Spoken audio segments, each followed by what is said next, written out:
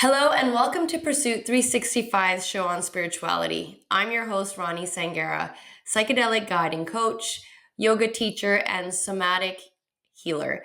Today we have our next guest is Dunja, and she is a life coach. She helps people with money blocks and a lot of other interesting things. You have a huge set of things that you help your clients work on. So Dunja, thank you so much for being here today.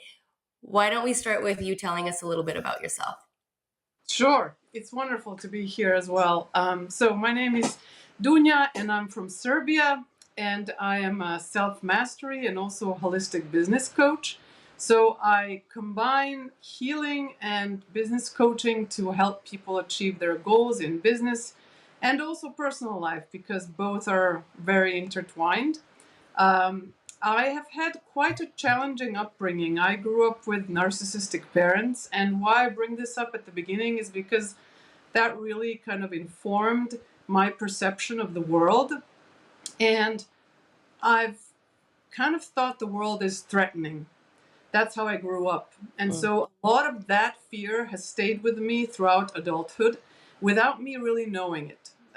What I really knew is that I was having certain challenges, either in relationships or in business or in friendships, but I wasn't sure where it was coming from. So when I got involved into coaching and started doing some kind of mindset and visualization, and all the deeper stuff started showing up, I realized that I have these coping mechanisms which are not serving me and which are actually blocks for me creating my life and the business that I want and growing my business and being happy and fulfilled. So even though a lot of people in the world might not have had narcissistic parents or even very difficult upbringing, there's always smaller little issues that have affected you more deeply than you can imagine. So I am really a deep diver, looking always for those things that when we resolve them, you have amazing breakthroughs. So that's kind of in a nutshell. It sounds incredibly impactful for your clients, this type of work. Can you tell us how you got into this field? Absolutely. So I was in branding and communication and doing corporate work. I was both in nonprofit and profit. I used to work for the United Nations and UNICEF and also like really big Fortune 500 companies. But I didn't really feel like fulfilled, like obviously I had good money. I traveled the world. I lived in the US, also in Dubai and in Europe. But it was all corporate. You couldn't really be yourself. You couldn't be a really expressive. I'm quite expressive and I like performance and I like drama and I've done theater in my life. So finding coaching and actually designing my own coaching and healing approach really lit me on fire, because I found a way to combine kind of all of me. When I coach and when I work with clients, I'm also in a way performing, but I'm also being there as a sounding board and as an advisor and as a healer. And so all these different aspects of me get to play to create something really magical. So I got started by seeing an ad for a coaching academy on Facebook, of all things. And I joined that academy, paying a lot of money, like a lot of people, not knowing a lot, but hearing for the first time of the amazing opportunities that coaching can actually allow you to have a lifestyle that you want and money that you want, and just kind of like to use your skills in a way that you see fit, and a lot of freedom. So those resonated with me. And it turned out universe kind of conspires to make things happen, that my family sold our family apartment during the time I was actually following this person whose ad I saw, and I was able to join this academy. And so I met some really incredible people there, but I didn't really like that academy because it turned out to be quite not a place where you can really grow and expand yourself, because there were 300 women and there was 2 hours of coaching every 2 weeks. So you can imagine we're like on a supermarket checkout stand. Like you get 2 minutes each, and you're just starting out. So that was definitely not one of the best experiences. But what it allowed me is actually to tap into the way that I work, because we did practice sessions in this academy. And because the things that I was taught weren't really resonating with me, I was trying to explore things that weren't talked about. And that's usually emotions. And I know that there's kind of a little bit of a kind of teeter-totter between coaching and therapy, that therapy is always focused on the past and coaching is focused on the present and the future. And I kind of have to disagree a little bit, because I think if you do both correctly, you are influencing all timelines. And to do that, you have to go beyond just the mind, which is what coaching is focused on, and tap into the body and the emotions. And so that's where like my fire got started, really, is because I saw how much emotionally deep work created results that people wanted that they couldn't with just cognitive work. Mm. So let's talk about one of the pieces of your coaching program. You call it emotional mastery. Maybe you can Yeah, explain that a little bit, go a little bit deeper into that. I know you kind of touched on it right now, but let's sure. go, let's go a little deeper. Yeah. So my process is called the emotional release process. It's called ERP, and it does allow you to become emotionally masterful. What it actually allows you is to find certain memories that have created limiting beliefs that are stopping you from pursuing what you want in life. And I know that sounds kind of like, whew, a full sentence. Like, what does that even mean? Well, it actually means that there are certain events that have affected you more than others in your upbringing, in your childhood. And without going into therapeutic modes where you just sit and kind of talk and dig deep and talk more and try to understand this person's point of view, and that it's like ERP actually understands your point of view, and that's the one that helps you regain your power, because a lot of little stressful situations, such as someone maybe not picking you up at school on time, or not allowing you to practice a sport that you like because your family likes you to study more, or something as simple as your mom being like really in a bad mood every morning that you have to kind of walk on eggshells. These things affect our nervous system and our psyche so much more than we think. We Mm, think that yeah. happens then, and then, we kind of grow up, we go to school, we go to college, we meet people, we get married, and that never affects us. However, what I've discovered is that those specific little things, which I'm really masterful at getting out of my clients, affect the ability to make money, affect the ability to influence other people, to articulate your message, especially if you're an online coach, because I also work with brick and mortar people who have businesses like a salon owner. Mm. So any kind of decision making, any kind of self trust, and these kinds of inner confidence pieces. That's what I'm helping people do with the emotional release process. And why it's very powerful is that instead of talking for 6 months or a year or a decade, I had some clients with therapists, or trying to do cognitive work and reframe your beliefs through mindset work. This emotional release process allows you to find that one focused memory, do focused healing on it, which I take it very in a safe and compassionate manner, and then have an immediate change of perception without me teaching you how to be different, without you trying to pretend to be successful or be confident. So there's no fake it till you make it in my work. There's just changing of perception because of healing. And Mm. it's as simple as that.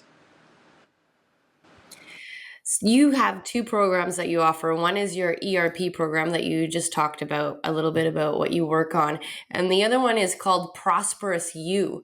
Can you tell me about the other one and then the differences between the two? Sure.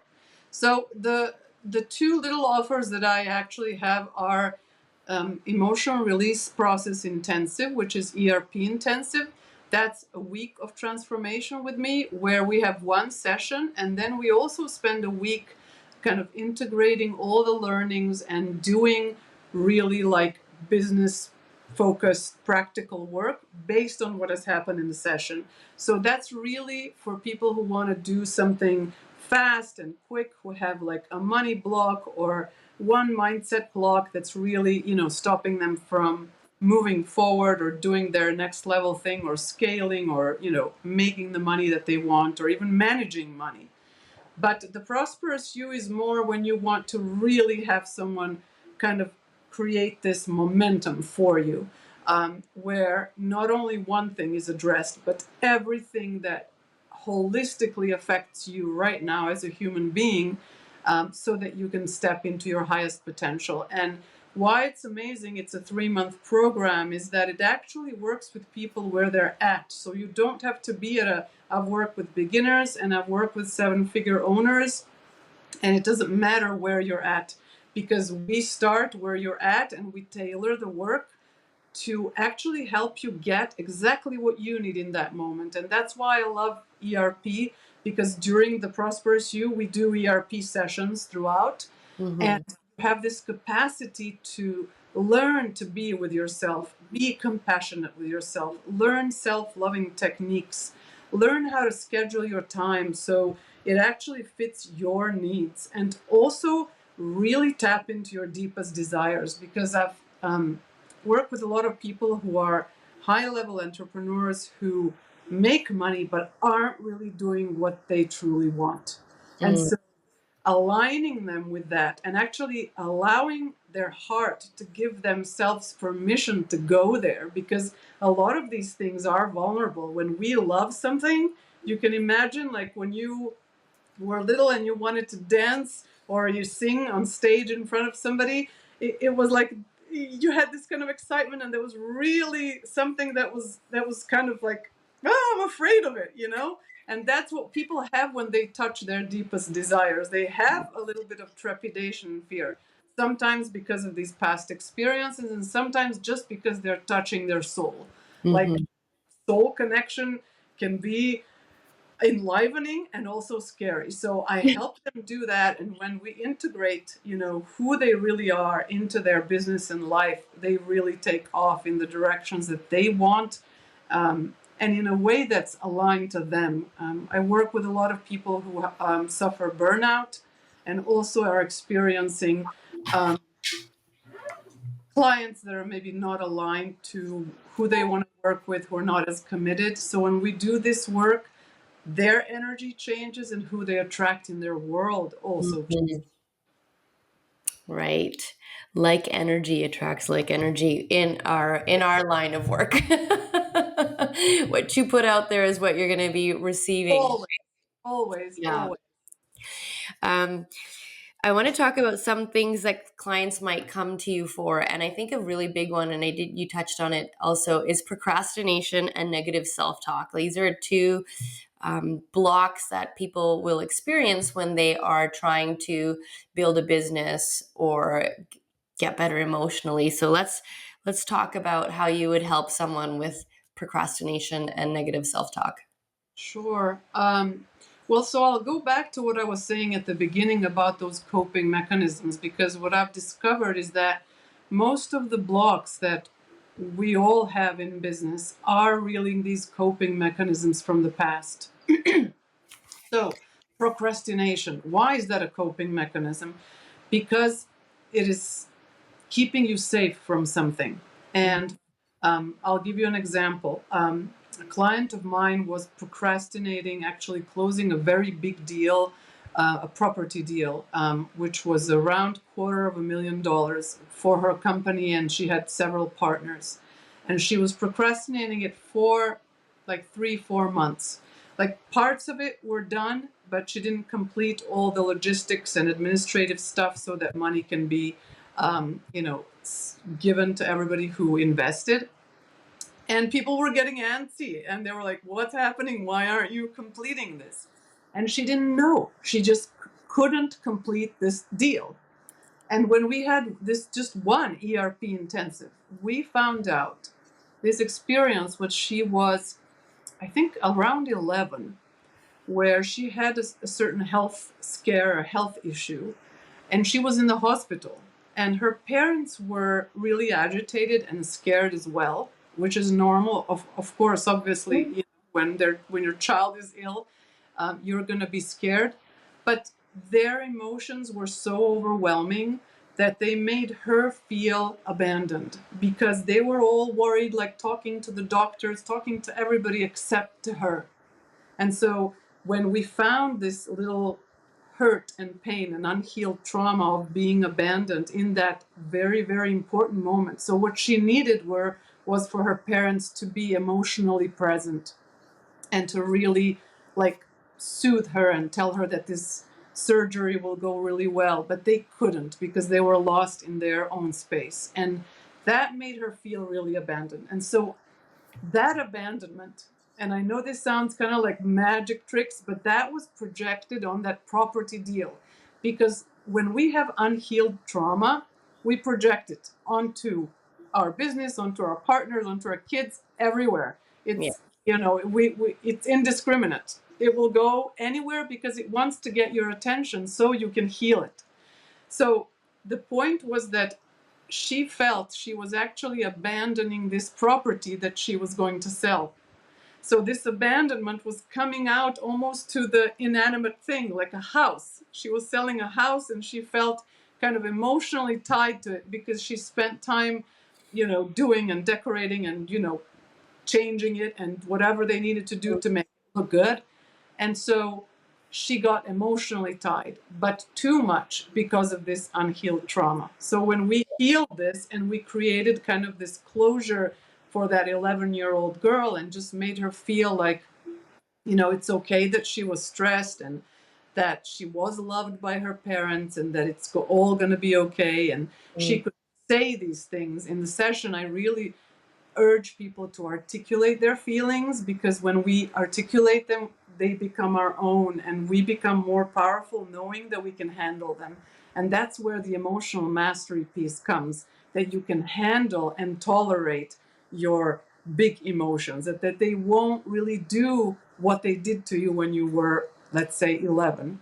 And so 3 days later, after our session, she closed all the material and logistics she had to do, and each of them got 50K, which was like 5 or 6 partners. So $250,000 got dispersed, and she Yeah. got money in the bank because she could now do this thing which she didn't know why she couldn't do it before. So that's one example of how procrastination gets resolved with ERP.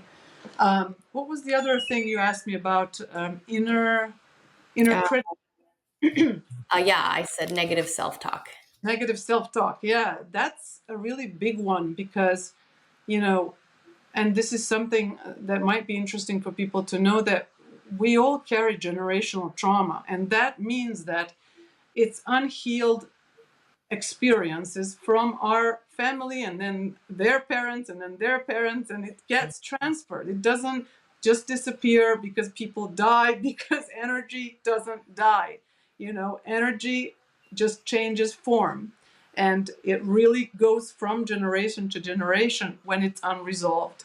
And so part of negative self-talk is like, you know, these older generations. I work with people who are in their 40s, so they grew up with people who were this generation who were in the Second World War.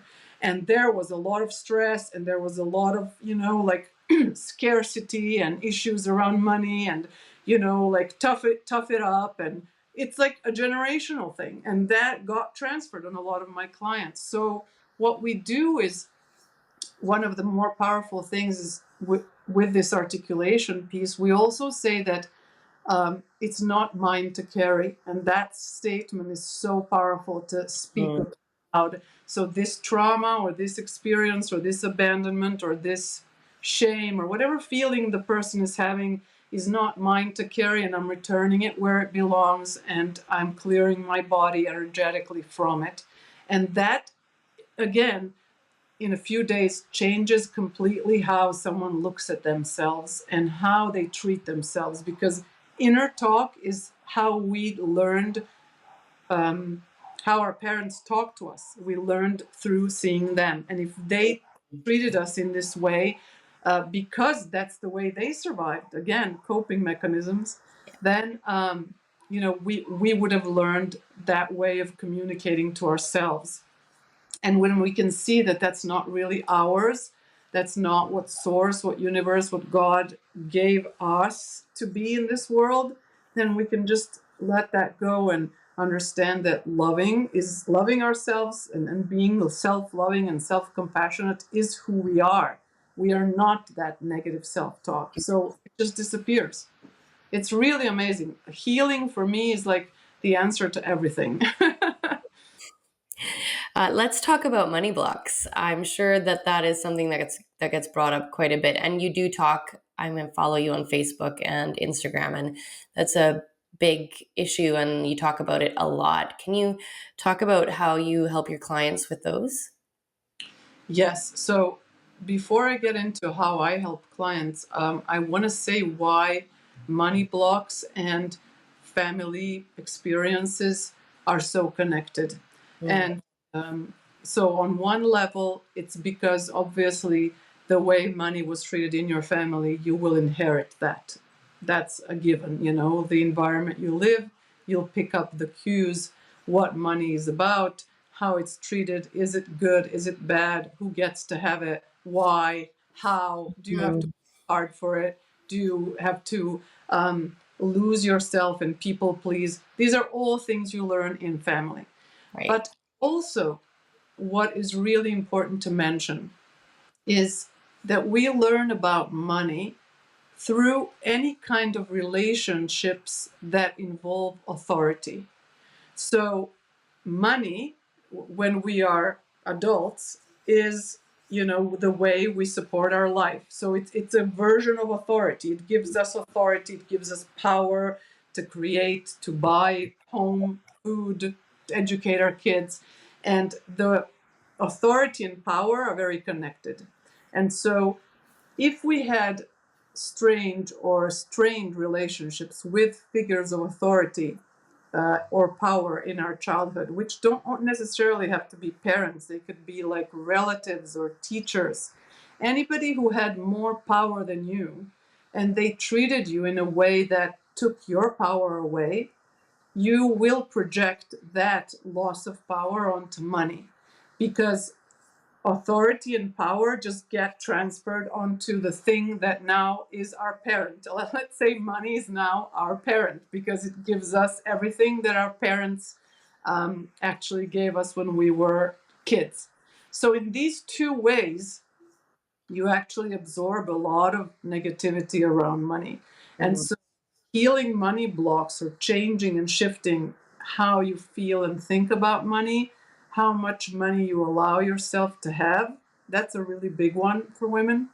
How safe it is to receive money, how safe it is to have money, because someone might come and ask me to give it to them, or they will, judge me for it, or could be many different things.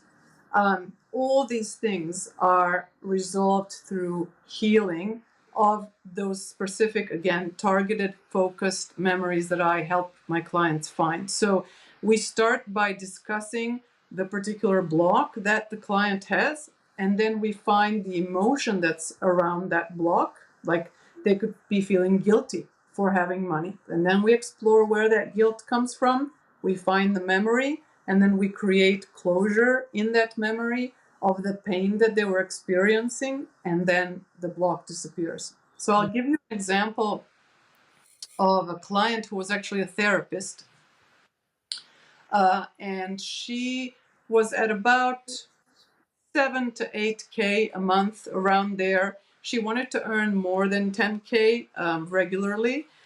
She was a trauma therapist, so she really resonated with doing healing work in order to up-level her money flow. And we found a few, in this case, quite serious things, that like sexual abuse, that was stopping her from accepting money, because sexual abuse is definitely invasion of boundaries, and it definitely creates the freeze response that stays in the body until someone helps you release it and makes your nervous system feel safe to actually receive anything into your energetic field, not only money. So it could be love as well. And in this case, when we healed those few moments, and by healing, I think it's important to say again, it's restoration of power. It's regaining of power. So when someone is sexually abusive to you, they're taking your power of choice away. Like you don't have a choice. And they are crossing your boundaries, and they are really invading you. And so by you articulating that you're not allowing that didn't feel good, that was horrible, just all the emotions that you felt at that time, especially in childhood sexual abuse, where you have absolutely zero voice to express. You couldn't comprehend what was happening. Now, with your adult self, I actually teach you how to find the words to verbalize what was happening to you. And that creates instant healing, both your throat chakra, which is how, again, we humans express our power through speaking, as well as your body, because these memories leave emotional traces in the body. So when we do the healing that I do, we actually find where the emotions are living in the body, and we have conversation with these emotions. And when we find what their message is, their power dissipates. And that's the whole point, that these really amplified experiences from the past get heard, get witnessed, and then get healed. And the point with this client, just to Yeah. close the story, is that after 3 of these sessions, she was able to find out where the money was actually leaking. And that was where she wasn't being very disciplined at filling certain therapy notes that she needed to send to therapists who work with insurance companies. They get paid by sending these notes to the companies. So she had a backlog of these, and she was able to finish like 150 of these notes in 1 week, which was backlog for, I think, a year after this work. And that month she was able to get $9,000 extra, and then every next month she was able to get above 10K, because she was on top of her. So she was already making that money, but she couldn't get to the bottom of where the money was not coming back into her. And when we found this, she was able, and it's really quick. It's like my work, because it's really physical, it's emotional, it's mental, it's spiritual. So it goes and it has an immediate effect. Like I sometimes can't really, explain why it has such a fast effect, but it really does every time. Incredible. So we've spoken about procrastination, negative self-talk, and money blocks. What are some other common hurdles that you see in your line of work? A lot of clients struggle with visibility, and I think with being a coach or any kind of, entrepreneur online, whether you're a healer, coach, social media manager, consultant, you have to be visible. You have to be able to talk on camera. You have to be okay being seen. And that's one of the big, big things that happen to block clients from who are starting to those at 7 figures. So you won't believe that even people who have now millions are struggling in some area with visibility and being seen. For example, I had a client who had a troll, like, in social media, there are people who will just ask like negative questions and bug you, and she felt uncomfortable with this one woman who was like telling her how her prices are extremely high and how she's not helping everybody and how everybody needs to have access to this, and you immediately can just feel like, oh, constriction, like somebody's attacking me. And so again, she answered, but she wasn't happy how she answered, and she had these remnants of feeling not good about herself in the next few days. And so when we again had an ERP intensive, we found again a story where it wasn't sexual abuse, but it was borderline, where there was a situation where her father was actually asking her to kind of, when she was about 11 or 12, like walk around in her swimming suit in front of his friends just to show how good the swimming suit looked. And that obviously is Mm, an okay thing to do. And that created a lot of fear and trepidation for her to stand up for herself. mm, Again, projected now on this troll who came out of nowhere, this woman who, and it's not that you don't answer these people. Like there, you are in social media, people ask all kinds of questions. So you have all kinds of choices. Like if people are, you can block them. You don't have to be available to everybody. But if you're taught to walk around in your swimming suit in front of dad's friends without your choice, whether you get to do that or not, you lose the choice. And that's the part that we return to her, to that she has the choice, that she doesn't have to justify herself to anybody. yeah. She can give certain, obviously she, with being a 7-figure owner, she had free offerings, master classes, stuff like that. So she could direct this woman to that. And also, like guide her to different coaches maybe who could help her, and also not answer. Like you Yeah. have the right on social media and not to engage with people who you don't like, or you don't, it's not, you're not there for everybody. And I think people forget that because it's a public place and you feel like your persona has to really be, like you have to get it all together. And like, no, I mean, like you're getting it together by ignoring someone or blocking someone too, the way to get it together. So yeah. Yeah, that's a cool story. Um, and so how does spirituality play into your method and your work? That's a wonderful question. I believe that we all come, given our soul is part of universe and God and positivity and optimism and expansion, that we come with all of that inside of us. Like I think all trauma is learned and obviously can be inherited through some karma, but I won't get into that because I'm not a karma specialist. So what I love about my work is that without really, like the part at the end when we finish the healing, I actually allow the person to download the part of themselves that didn't really fully land within their soul, like that positive healing part. Like if they felt guilty, now they feel honored. If they felt shamed, now they feel proud. So it's these new experiences of self that are downloaded from spirit and source and in every part of their being. And I'm having goosebumps, like my entire body is now having goosebumps because it happens in the body as well. Like I totally help them kind of coat their whole nervous system, blood and circulation system, DNA. All of you gets this kind of spiritual reboot.